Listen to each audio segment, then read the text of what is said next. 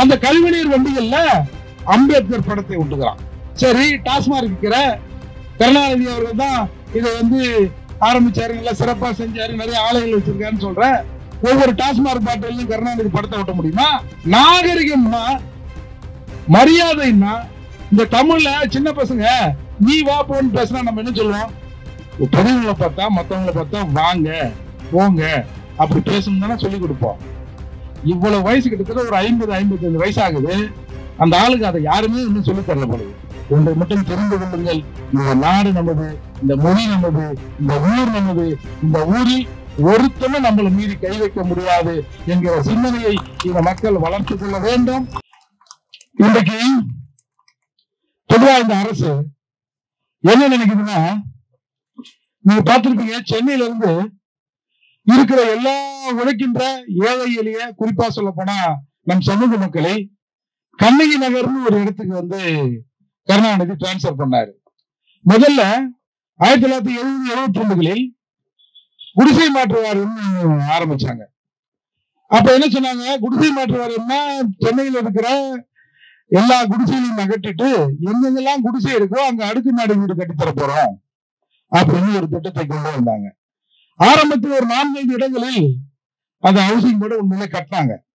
அதுக்கப்புறம் அது வளர்ந்து வளர்ந்து வளர்ந்து இன்றைக்கு கிட்டத்தட்ட ஒரு 4 லட்சம் குடும்பங்கள், 4 லட்சம் உறுப்பினர்கள், கிட்டத்தட்ட ஒரு 10,000-12,000 குடும்பங்கள் சென்னையை விட்டு அப்புறப்படுத்தி கண்ணகி நகர், செம்மஞ்சேரி, பெரும்பாக்கம் இந்த மாதிரியான இடங்கள்ல நம்முடைய மக்களை மறுகுடியனூர் என்ற பெயரில் நாடு கடத்தி இருக்கிறார்கள் தான் சொல்லணும். நாம் நினைச்சோம், அப்ப அதிகாரம் கேட்டான், ஒரு 10க்கு 10 கோடி கட்டி நீங்க சென்னையில ஆத்தோரமா இருக்கிறீங்க, உங்களுக்கு அடுக்குமாடி வீடு கட்டி கொடுத்தா வலிக்குதா அப்படின்னு ஒரு 175 ஸ்கொயர் ஃபீட்ல கருணாநிதி அவர்கள் ஒரு வீடை கட்டினார். ஒரு வீட்டை கட்டி 2 வீட்டுக்கு ஒரு கக்கூஸ் வச்சாங்க. ஒரு 175 ஸ்கொயர் ஃபீட்ல எப்படி ஒரு குடும்பம் வசிக்க முடியும்? ஒரு கணவன் மனைவி நினைச்சு பாருங்க, ஒரு 10-15 வயசுல புள்ள இருக்குன்னா எப்படி அந்த வீட்டுக்குள்ள நாம வசிக்க முடியும்? அதுக்கப்புறம் 2002 இருந்து 2005 வரைக்கும் அது நடந்தது.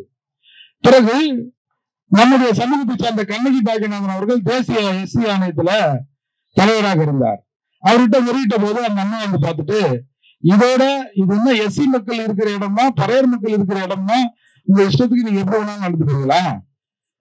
அதால நீங்க இந்த மாதிரியான திட்டங்களை போடக்கூடாது, குறைஞ்சது ஒரு 400 ஸ்கொயர் ஃபீட்டுக்கு மேல நீங்க வீடு கட்டி தரணும் அப்படின்னு ஒரு உத்தரவை போட்டு போனாங்க. அதுக்கப்புறம் அரசு என்ன பண்ணுச்சுன்னா, ஒரு 350 ஸ்கொயர் ஃபீட்ல இன்னைக்கு வீடு கட்டி கொடுத்துருக்காங்க. இவன் என்ன சொல்றான், உங்களுக்கு அடுக்குமாடி வீடு கட்டி தந்தோம், அடுக்குமாடி வீடு கட்டி தந்தோம், நீங்க போய் அங்க நல்ல வசதி வாய்ப்பா இருங்க அப்படின்னு சொல்லிட்டு, இந்த பள்ளி படிக்கிற பள்ளிக்கூட பசங்க இருக்கு இல்லையா, எல்லாத்தையும் சேர்த்தானே காலி பண்றான்.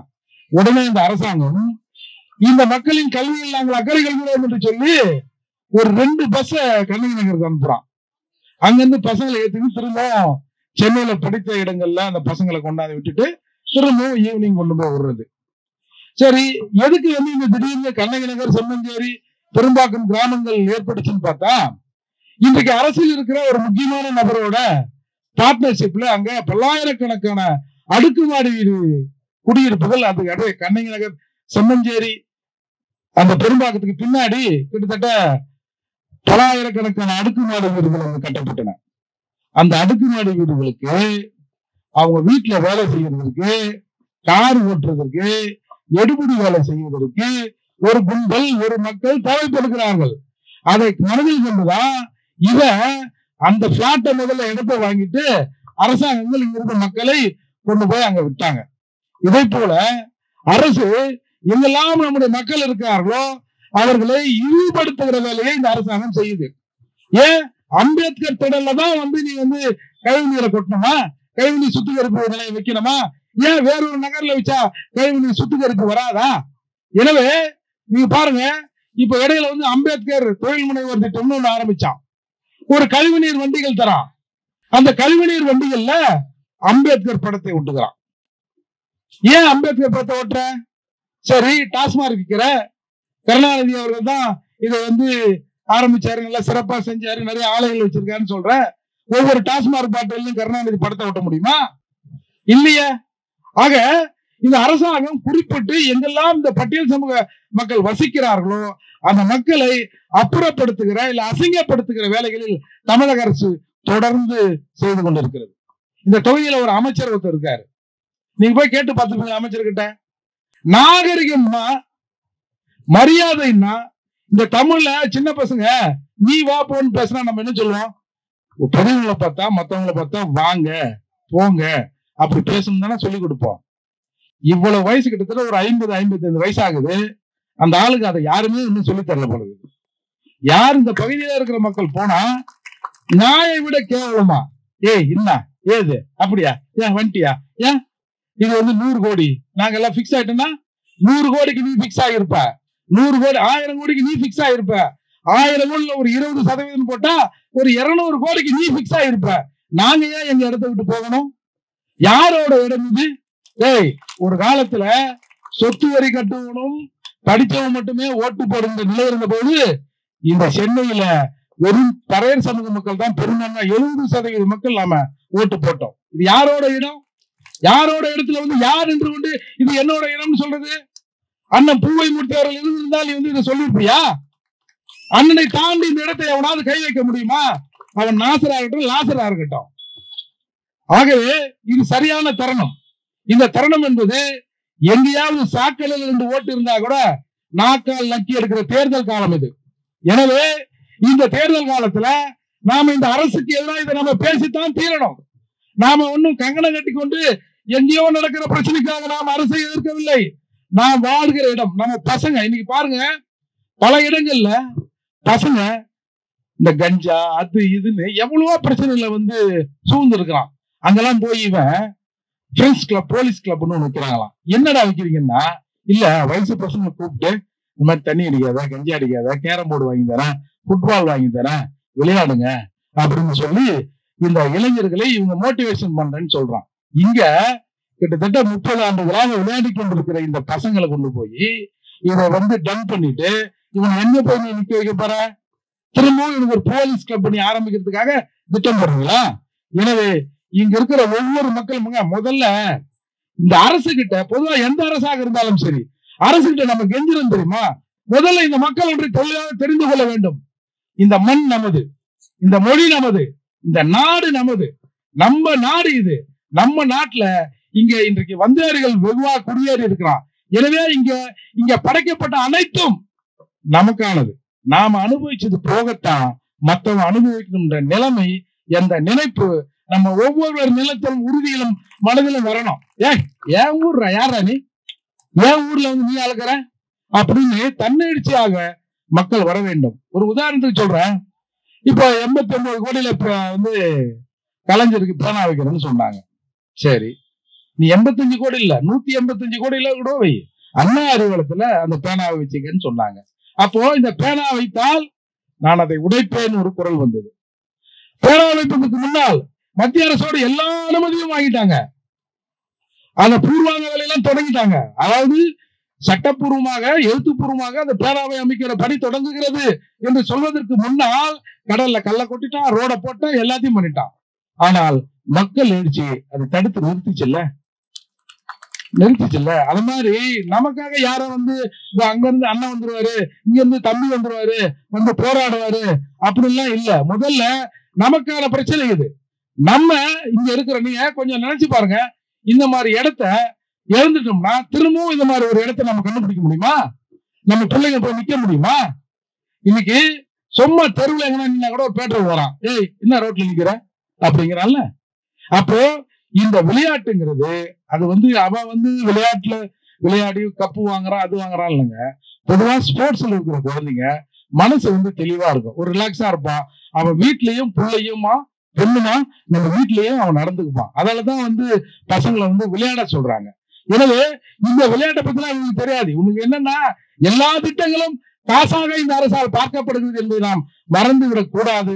எனவே இது தேர்தல் சமயம். இந்த சமயத்துல எங்க இடத்துல இருந்து ஒரு மண்ணை கூட நாங்கள் விட்டு கொடுக்க மாட்டோம் என்று ஒவ்வொருவரும் உறுதியேற்கணும். ஏன்னா இவங்க என்ன சொல்றாங்க, விளையாட்டுத்துறை அமைச்சர் வந்திருக்காரு, அவர்தான் இன்னைக்கு தமிழகத்தோட துணை முதலமைச்சர் அப்படின்னு சொல்றாரு.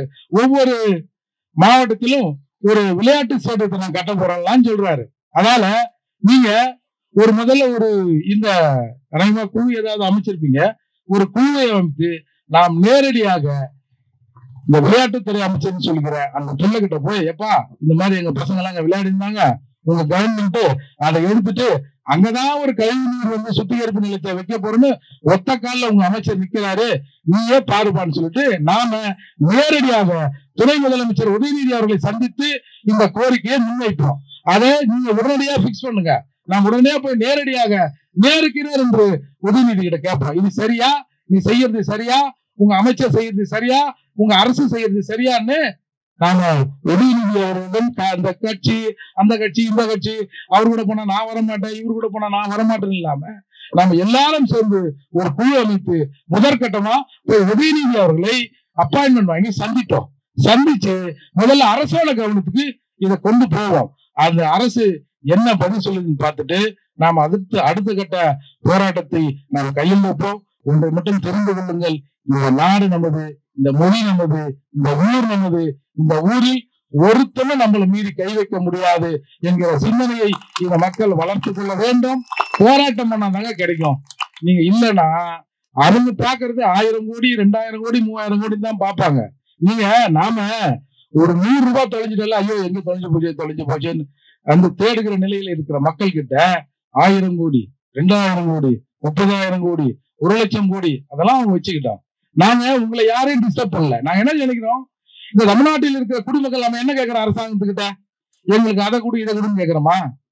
காலையில எழுந்துக்கிறோமா, குளிச்சோமா, தண்ணி வந்துதா குழாயில, குளிச்சோமா, வேலைக்கு பஸ்ல போனோமா, நேரா ஆபீஸ்ல இறங்கணுமா, வேலை செஞ்சோமா, வேலை செஞ்சு திரும்பவும் பஸ்ஸை பிடிச்சி நேரா வீட்டுக்கு வந்தோமா, வீட்டுல கொஞ்ச நேரம் டிவி பார்த்தோமா, சாப்பிட்டோமா, படுத்தோமா, திரும்பவும் காலையில இருந்தவுடன் வேலைக்கு போனோமா, இதுதான் நாங்க கேட்கிறோம். உங்ககிட்ட எங்களுக்கு சிறப்பா எங்களுக்கு அதை செய்யுங்க இதை செய்யுங்க, நாங்கெல்லாம் எல்லாம் வந்து சில்வர் பிளேட்ல சாப்பிடுறோம், ஸ்டெயின்லெஸ் ஸ்டீல்ல சாப்பிடுறோம், எங்களுக்கு சில்வர் பிளேட் வாங்கி கொடுங்க, வெள்ளியில ஒரு தட்டை வாங்கி கொடுத்து எங்களுக்கு உணவருந்த வகை செய்யுங்கள் கருணாநிதி மகனே, அப்படிலாம் யாருமே கேட்கல. ஏப்பா உங்க வேலை என்னவோ அதை நீங்க பாருங்க, எங்க வேலையை நாங்க பார்த்து எங்க கஞ்சியை நாங்க குடிச்சுக்கிறோம் தான் இந்த அரசாங்கத்துக்கிட்ட எளிய மக்கள் கோரிக்கை வைக்கிறோம். எனவே இந்த அரசாங்கம் இந்த கழிவுநீர் சுத்திகரிப்பு நிலையத்தை இங்க கட்டுவதை நிச்சயம் நிறுத்த வேண்டும். நீ நிறுத்தலன்னா நிச்சயமா நாங்க நிறுத்துவோம். நாங்க நிறுத்தோம்னா அது அரசாங்கத்துக்கு அசிங்கம் பார்த்துங்க. நாங்க பணிவா இந்த அரசை மதித்து, அமைச்சரை மதித்து, ஆட்சியாளரை மதித்து ஒரு கோரிக்கை வைக்கிறோம். இவ்வளவு பெரிய மக்கள் நாங்க அப்படியே திரும்பி நின்னோம்னா இந்த தொகுதியில அடுத்த முறை நாங்க சொல்றீங்களா 240 தொகுதிகள் 200 தொகுதியில நாங்கள் வெற்றி பெறுவோம், 234 தொகுதியில நாங்க வெற்றி பெறுவோம்னு சொல்றோம்ல. இங்க இருக்கிற ஒரு 1000 குடும்பங்கள், இந்த 1000 குடும்பங்கள் தமிழ்நாட்டில் பெரும்பான்மையான பகுதிகளில் தன்னுடைய உறவுகளை கொண்ட குடும்பங்களாக இருக்கும். ஒவ்வொரு குடும்பமும் எங்க ஊர்ல இந்த மாதிரி புள்ளிய நாசம் பண்ணிட்டான், இந்த அரசாங்கம் திரும்பவும் இந்த அரசாங்கம் வந்தா இது நடக்கும், அதனால இந்த அரசாங்கத்தை வரவிடாம பண்ணணும்னு பேசணும்னா என்ன ஆகும் என்பதை இங்க இந்த அரசாங்கம் நினைத்துக் கொள்ள வேண்டும். எனவே நாங்க திரும்ப ஏதோ நாங்க மிரட்டுறோம் அப்படிலாம் நினைக்காதீங்க. நீங்க இதுவரை நடந்த தேர்தலை பாத்துறீங்களா? எங்கேயாவது எம்பி, ஒரு ஆளுங்கட்சி எம்பி, ஒரு ஆளுங்கட்சி எம்எல்ஏ தொகுதிகளில் போனாலும் என்ன புடுங்குறீங்க வந்த அப்படின்ற கேள்வி எங்கேயாவது வந்து இது வரைக்கும் பார்த்திருக்கிறோமா? ஆனா நாங்க இருக்கிறோமா இல்லையா? மழை தண்ணியில வந்து இடுப்பு வரை தண்ணீர் வந்த போது நாங்கள் இருக்குமா இல்லையா என்று பார்க்காத நீ எதுக்கு இங்க திரும்ப ஓட்டு கேட்டு வரன்னு பல எம்பிக்களையும் எம்எல்ஏக்களையும் விரட்டி அடித்த தமிழக மண் இன்றைக்கு மாறிக்கொண்டிருக்கிறது. எனவே இந்த பகுதியில திரும்பவும் இந்த திட்டத்தை கொண்டு வருவதற்கு நீங்கள் முயற்சி செய்தால் எங்கள் பகுதியில் யாரும் ஓட்டு கேட்டு இந்த அரசு உள்ளுக்குள்ளே வர முடியாது என்பதை நீங்கள் நினைத்துக் கொள்ளுங்கள். எனவே தயவு செய்து எங்க பசங்களை டிஸ்டர்ப் பண்ணாம எங்களை விட்டுருங்கப்பா. நாங்க இந்த தமிழ்நாட்டிலே இந்த மாதிரி ஒரு ஏரியா இல்லைன்னு கூட நீங்க நினைச்சீங்க, நாங்க எதுவுமே உங்ககிட்ட கேட்கல. எனவே இந்த அரசாங்கம் தயவு செய்து இந்த பெரும்பான்மை மக்களின் கோரிக்கையை ஏற்க வேண்டும், அம்பேத்கர் மக்களின் கோரிக்கையை ஏற்க வேண்டும். நீங்க என்ன நினைக்கிறீங்க, எங்க ஊர் பின்னாடி காலனி இருந்தா அதையெல்லாம் எடுத்துட்டா எல்லாம் ஒழிஞ்சிடும் நினைக்கிறீங்க. அது இல்ல ராசா. தீண்டாமை ஒழிப்பு, சாதி ஒழிப்புங்கிறது இந்த மக்களின் வாழ்க்கை தரம் முன்னேறுவதுதான் சாதி ஒழிப்பாக இருக்கும். எனவே நாம் ஒரு குழு அமைத்து உதயநிதி அவர்களை சந்தித்து இந்த கோரிக்கையை வைப்போம். வைத்த பிறகு அதன் அடிப்படையில் நாம் அடுத்த கட்ட போராட்டத்தை நடத்துவோம். இந்த போராட்டத்தில் நாம் வெற்றி பெறுகிற வரை இங்கே அந்த திட்டம் அமையாது என்று அறிவிப்பு வருகிற வரை நான் உங்களோடு இருப்பேன். என்னுடைய கட்சி உங்களோடு இருக்கும். புரட்சி தமிழ் ஊரெடுக்கும் அத்தனை போராட்டங்களிலும் கூட நிற்கும் என்று கூறி முடிக்கிறேன். நன்றி, வணக்கம்.